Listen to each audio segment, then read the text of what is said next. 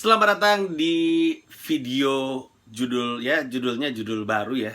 Namanya adalah Vonis, dimana gue nge-review produk entah itu sepatu bola, sepatu basket. Gue nge-review misalnya headphone atau misalkan laptop, apapun lah. Gue taruh di sini. Kali ini yang kita akan review adalah Adidas Ace 16.1 Pure Control Boss, the goddamn game. Oke, ketika gue lihat sepatu ini ada di peredaran, gue terus terang penasaran banget. Jadi gue tontonin tuh semua YouTuber review bola. Kan ada banyak tuh. Favorit gue ini untuk referensi dulu aja adalah Unisport, kemudian soccerreviewforyou.com, habis itu F2. Bisa lo lihat di YouTube lah. Mereka keren. Masing-masing beda-beda. Kalau yang paling lucu menurut gue adalah si F2, dan keren gitu videonya karena mereka berdua skillnya oke. Unisport paling bagus produksinya, habis itu mereka paling geeky mengenai sepatu. Josh dari soccerreview.com tuh paling beda sih kalau nge-review. Panjang videonya, bisa belasan menit. Dia reviewnya mendalam dan dia paling beda. Nah, Josh terus terang dari soccerreview.com bikin gue penasaran tentang sepatu ini. Karena reviewnya jelek. Dia bilang sepatu ini itu apa istilahnya ya, nggak untuk semua orang, dia bilang. Dia pertama kali ngasih tahu permasalahan utamanya ada di sini nih, yang justru jadi inovasinya si Pure Control. Dia bilang kalau misalnya lu beli sepatu ini mesti dicobain sampai lu yakin fitnya pas, karena lebih dikit aja atau kegedean dikit aja dia nggak ngasih lockdown yang bagus, karena menurut dia ini itu nggak oke.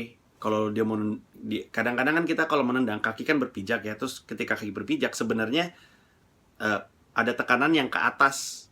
Kalau ada tali sepatu tuh dia nge-lockdown dengan kaki lu gitu, ditahan ke sini gitu. Nah, ininya ngangkat-ngangkat. Jadi dia menggambarkan kesannya sepatu ini jelek banget lah gitu.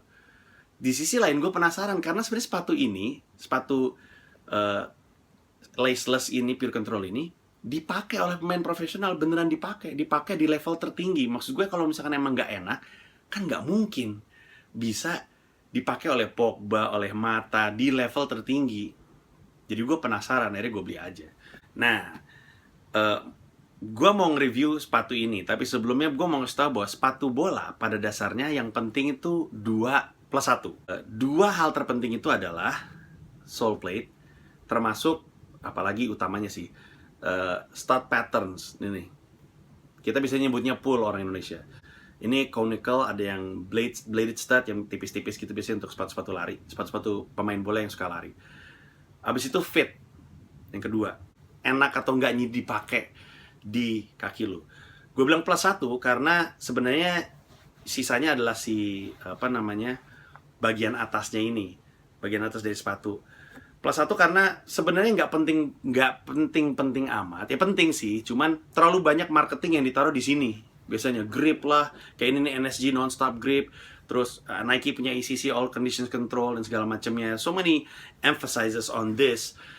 Tapi sebenarnya dua paling utama tuh fit dan ini. Karena fit random, sepatu bola tuh aneh-aneh, beda-beda. Nah, kenapa ini jadi bagian pertama yang gue lihat ketika gue beli sepatu bola?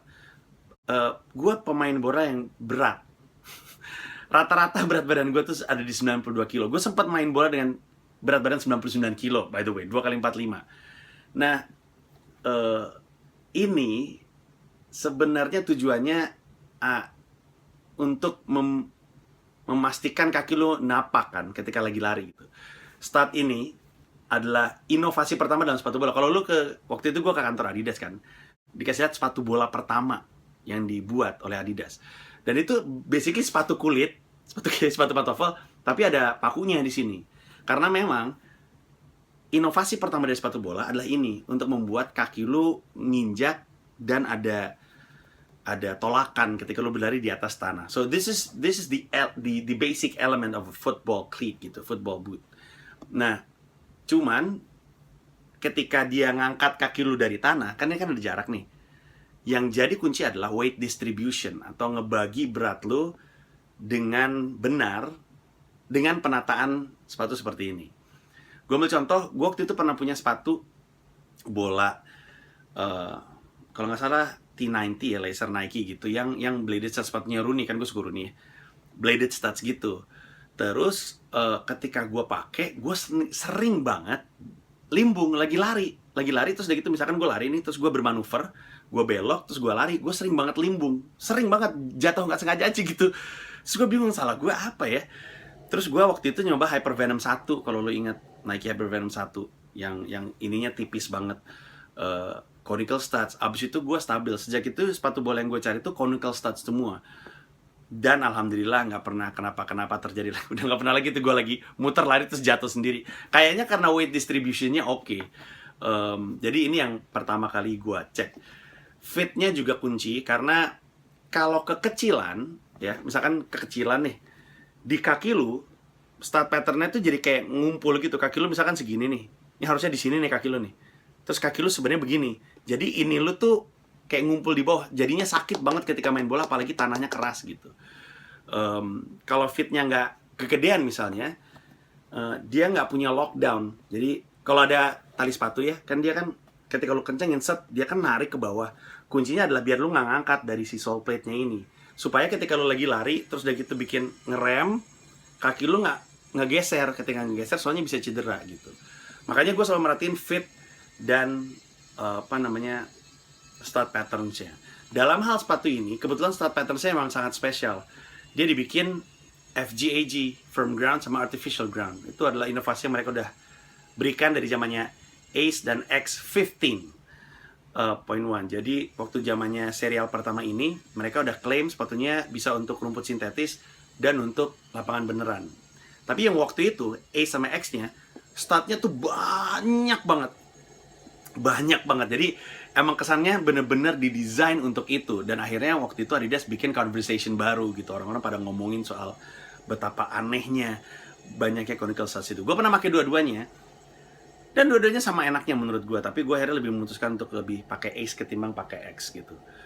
Nah, ketika dia bilang bahwa dia adalah sepatu FGAG tapi studnya jumlahnya segini, gue penasaran apakah bisa atau tidak dipakai di kedua jenis lapangan. Tapi ternyata gue pakai baik-baik aja. Review gue terhadap sepatu ini adalah, orang pasti bakal nanya enak atau enggak. Tapi di kepala gue waktu itu bukan soal enak atau enggak. Di kepala gue adalah nggak enak atau enggak. Karena terus terang gue khawatir banget, jangan-jangan nggak enak lagi gue beli karena nggak ada lockdownnya. Tapi pas gue pakai, pertama gue pakai untuk latihan biasa, enak-enak aja. Gue pakai untuk latihan 2 jam. Gue ngerasa nggak ada masalah nih, walaupun nggak ada tali sepatu, dia lockdownnya enak. Terus terutama di sini dia ngunci banget kaki gue tuh, kayak dipegangin gitu, diginiin kakinya. Jadi gue coba untuk lari, nggak ngegeser kaki gue di bawah sini. Habis itu bagian sininya tuh dia bukan tipe sepatu bola yang klaim bahwa dia punya tipis dan feel to ball-nya deket gitu kayak beberapa sepatu. Dia ngasih bantalan justru. Jadi kalau misalnya lu tipe pemain bola yang seneng extra padded bagian sini ya, ada tambahan, ini mungkin sepatu untuk lu. Biasanya kalau lu mau ngeping bola jadinya nggak terlalu perih ya, nggak terlalu berasa kan. Kadang-kadang kalau lu mau ngeping bola peng gitu kerasa banget di sebelah sini. Nah, ini nggak ada. Jadi menyenangkan. Terus gitu gue pakai main bola 2 kali 45 menit. Dan enak banget menurut gue. Menurut gue enak banget. Klaim soal non-stop grip nggak berasa sih basically. Kayak all conditions controlnya Nike. All conditions controlnya Nike kan bilang lapangan basah apa segala macam bisa membuat lu ngontrol bola dengan baik.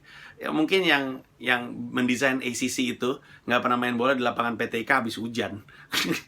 Tetap nggak ngaruh. Tetap lumpur di mana-mana. Nah, tapi sepatu ini bisa berperforma dengan baik gitu. Dia ngenapaknya oke. Karena biasanya kalau FGAG, statnya tuh tidak terlalu tinggi, justru pendek. Nah, gue khawatirnya kalau misalkan pendek, ininya nggak gitu enak gitu. Ngegigit tanahnya nggak gitu enak. Tapi cukup oke kok. Kalau misalnya lu nanya lu rekomendasi atau enggak, menurut gue nih, dan ini gue berusaha untuk jujur, asli sepatu ini, rasanya ketika dipakai main bola, sama aja kayak sepatu bola pada umumnya. Which might be good and bad, okay? The good part is, berarti nggak ada masalah sama sekali dengan tidak ada tali sepatu. Bener-bener kayak sepatu biasa aja. The bad side is, terus kalau misalnya nggak ada beda sama sepatu dengan tali sepatu, kenapa gue harus beli sepatu semahal ini gitu? Karena ini mahal, men. Gue lupa harganya berapa. Tapi kalau gue nggak salah, gue lupa. Kayaknya sekitar, lupa gue. Terus terang gue lupa harganya berapa. Tapi ini mahal sih. Ini sepatu yang mahal. Dan gue ngambil resiko untuk beli karena gue bisa aja beli dan gak enak di kaki. Tapi ternyata alhamdulillah enak. Concern gue cuma satu, berapa usia dari ini? Kelak ini akan longgar nih. Gue nggak tahu nih berapa kali main sehingga ininya longgar. Moga-moga sih usianya setahun. Kalau dia bisa setahun aja bertahan ngunci kaki gue dengan baik, gue anggap ini sepatu bagus. Cuman yang kita lihat aja. Baru aja gue pakai 1 kali main bola. Kalau misalnya orang nanya kenapa banyak yang beli sepatu ini karena dia mahal, ya jawabannya karena emang di dunia ini ada 3 jenis konsumen. Price oriented customer, value oriented customer, sama product oriented customer. Price oriented customer, pokoknya nyari yang murah, nggak ada urusan, asal murah gue beli. Value oriented customer masih ngebandingin benefit dan harga. Oke, gitu. Product oriented customer adalah customer yang nyari barang nomor 1 yang baru keluar, yang canggih dan segala macamnya. Nah, biasanya yang beli-beli adalah orang seperti itu. Orang yang pengen jadi yang pertama untuk punya. Orang yang pengen tahu teknologi terbaru dari sebuah produk. Orang yang hobi dengan sepatu-sepatu seperti ini. Nah, makanya kenapa mereka punya. Bottom line, ini waktunya untuk gue ngasih vonis 1 sampai 5. Oke. Untuk Ace 16.1 Pure Control Laceless, vonisnya adalah 4 bintang. Kenapa 4 bintang? Karena gue takut terlalu cepat untuk gue berkesimpulan. B, karena kesempurnaan hanya milik Tuhan. C, karena dia nggak hadir di Indonesia. Nggak ada tahu, Laceless gak dijual di Indonesia. Sombong banget dah Adidas dah. Mungkin yang pikir orang Indonesia gak ada yang mau beli kali. Padahal orang Indonesia kan kaya-kaya. Tapi begitulah, 4 dari 5 bintang gue berikan untuk Adidas Ace 16.1 Pure Control Laceless. Boss the game.